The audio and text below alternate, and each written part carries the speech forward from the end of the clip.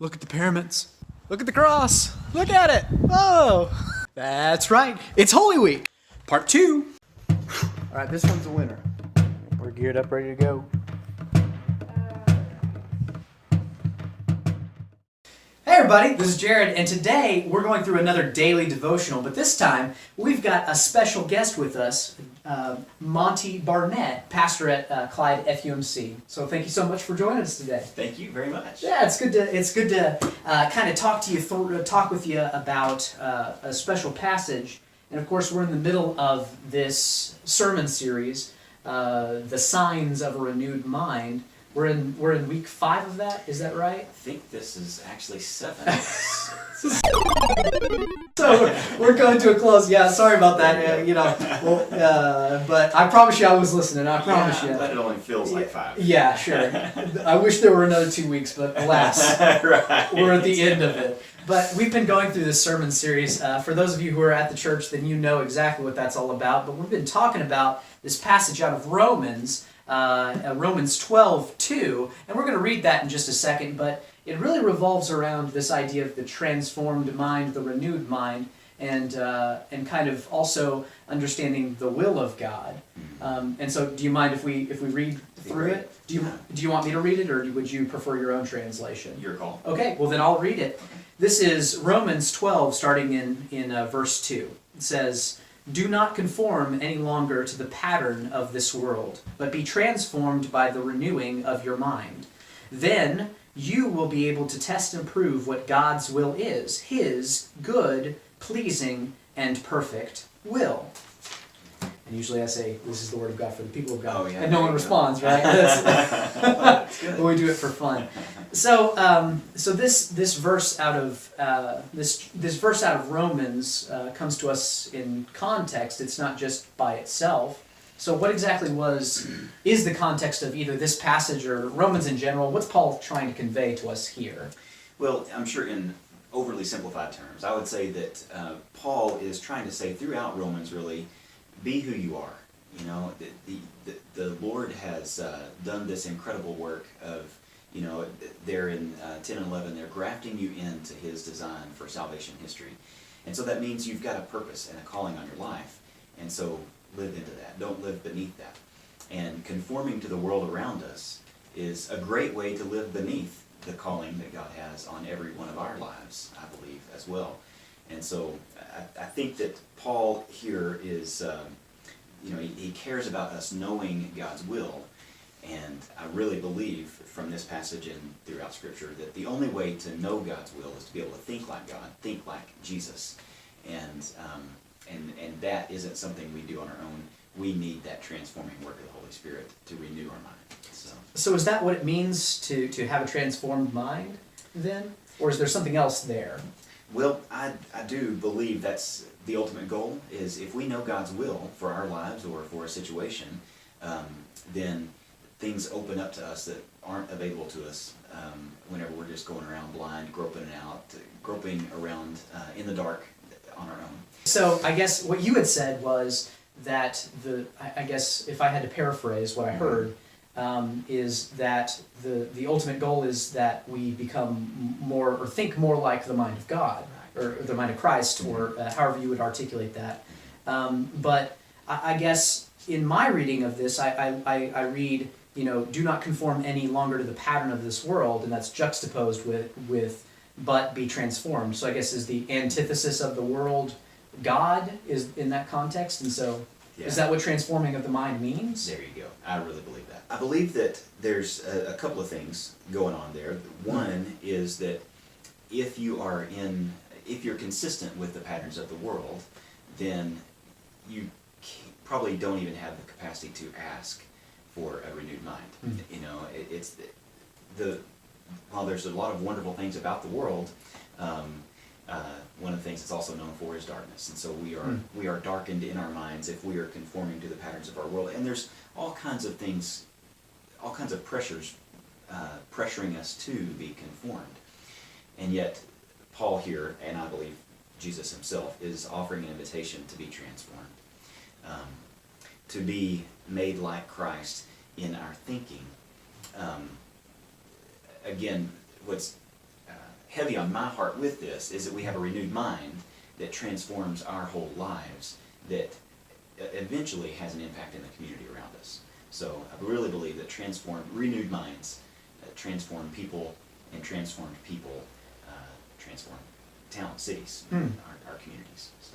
Well, I love that. I love that idea that the mind is kind of the gateway to action. That everything kind of flows from there. Yeah. I love that. You know, we and this is kind of we're taking a darker turn here, but of course we've heard the reports coming in the past 12, 14 hours about Notre Dame Cathedral that has been on fire. You know, the Paris in Paris, and of course our hearts and minds go out to the people of Paris.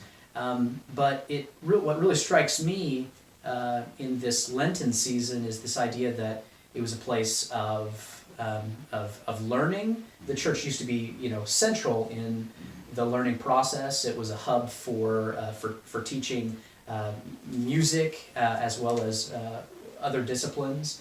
And so, what history was there at Notre Dame, and just thinking through some of that, the history, the meaning, that it wasn't just a building. It really was. It was more than that, and that's why people around the globe are mourning the loss of it. Right. Of course, it could be rebuilt, but I mean, it really makes you think about.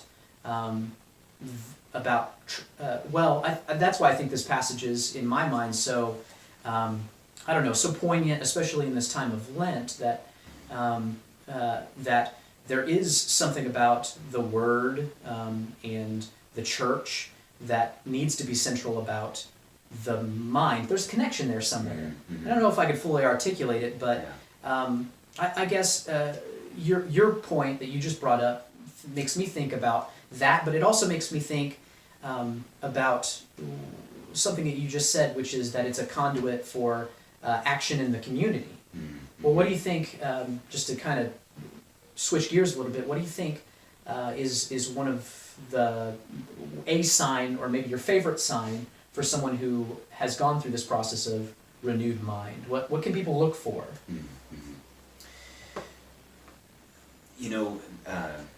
Just as you were sharing there, I was thinking about the context again, and the verse right before this talks about the sacrifice. That you, given that Paul has done all this work in Romans 1 through 11 of this is who you are, therefore, I plead with you to give your bodies to God because of all He has done for you. Let them be a living and holy sacrifice, the kind you would find acceptable. This is how you worship Him.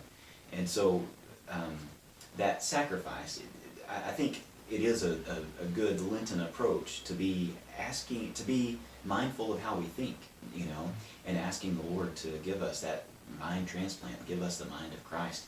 It's a good Lenten sacrifice, I think, to allow Him to be the Lord even over our thoughts. One of the indicators of, I like several of the indicators that we've kind of talked about on Sunday mornings, but one of my favorites, I believe, is going to be the one coming up this Easter, that the impossible seems reasonable in a renewed mind. But probably the other favorite of mine was that people who have a renewed mind, people who are having their minds being renewed. It's not a finished work. It's an ongoing process for sure.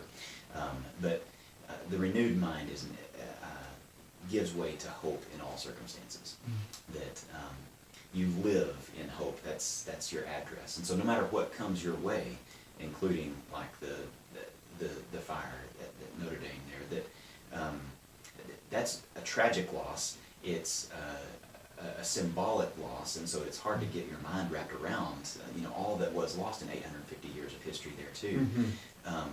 And so, but we face those kinds of tragedies and trials all the time, and to be able to live in hope in the midst of them is something that you and I, we don't do with our own resources just by digging down deep. That is the work of the Lord being able to give us the capacity. In other places in Romans, it talks about having survived those trials, and it leads way to endurance, which builds character, which gives way to hope.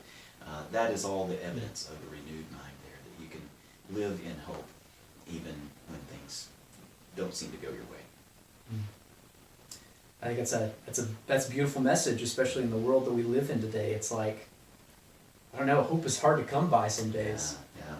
So, Yeah. man, renew your minds here. And then, as it says in the end of the verse, right, you'll be able to test and approve what God's will is, His pleasing and perfect will. There's something about that if you've got hope and if you can imagine, I'm really excited about that makes what'd you say, impossible things possible. Yeah. That's this week. That's this coming Right. week. A little bit of a preview. There you go. I'm trying to figure out. I'm already, the wheels are turning, going, okay, what does that look like? Yeah. But I love that. Man, oh man, some things to think about. There you go. Yeah. A lot to unpack in this verse. Right. So I've enjoyed getting to spend some extended time with it, and thank you for inviting me into the conversation here today. Well, thank you so much I know this was last minute, so just so you know, on the other side, it was like we were in the hallway and or in his office and just went, hey, you want to do this thing? You want to talk about Romans 12? Yeah, sure, let's do it. So it was short notice, but I really do appreciate you doing it. What about of course we're in the middle of Holy Week, but it culminates. We're on Tuesday here, and so we just got past Palm Sunday. We're coming up on Maundy Thursday. We're doing Tenebrae Friday. Good Friday, but it culminates in Easter Sunday, Resurrection Sunday. Right. Yeah. And that's going to be. I mean, it's always a big deal around here, but love to invite the folks out there. If you're in the Clyde or Abilene area, do you want to? Yeah, we would love to invite you to Clyde First United Methodist Church on this Sunday, Easter Sunday, April 21st, 2019. Our worship service is at 10 a.m., but we have our regular schedule going with coffee and donuts at 8:30 and our Sunday school for all ages starting at 9. This Easter Sunday, one of the things that makes it special is we celebrate a sunrise service, and the service will begin at 7:30 in the morning out on Farm Market Road, 604 north of the interstate, about 3/4 of a mile, and it'll be on the west side of FM 604. Our youth will be leading that service, and it'll be a great morning to celebrate Jesus' resurrection. But come on out. Yeah, and of course I'll put all of that up in text just in case you didn't catch all of that. But it's gonna be a real celebration. Absolutely. Every year it is, but it just seems like something about the combination of renewing our minds that we've done for the past 7 weeks, There you go. and in combination and culminating on Easter Sunday. I really do think it's gonna be a special time. So sunrise service, we've got Sunday school and fellowship in the morning, and then 10 a.m. service. Yeah. Oh yes. It's going to be, I think, an appropriate way to celebrate all that Jesus has done by overcoming our sin and death and rising from the grave. And it'll be a worthy celebration. Very, very grateful for all the work you do, Jared, as our director of music and worship ministries here at Clyde. And I'm really grateful to get to show off our choir once again. Yeah. Friday night especially, and then Sunday morning. They're always fabulous, and Yeah. I'm looking forward to a wonderful celebration. That's very kind. Yeah, it's going to be a lot of fun, and they're working hard. Can we close with this benediction? Is that okay? Do you want to do it, or it's on me? Okay. Go with this benediction, that you have been empowered to transform and renew your mind, and thereby become closer to the mind of God. And then you can, as it says in Romans 12, you can test and approve what God's will is, His good, pleasing, and perfect will. Happy Holy Week, everyone, and go in peace. Thank you so much. Cool. Wasn't sure. Really something you can work with. I think so.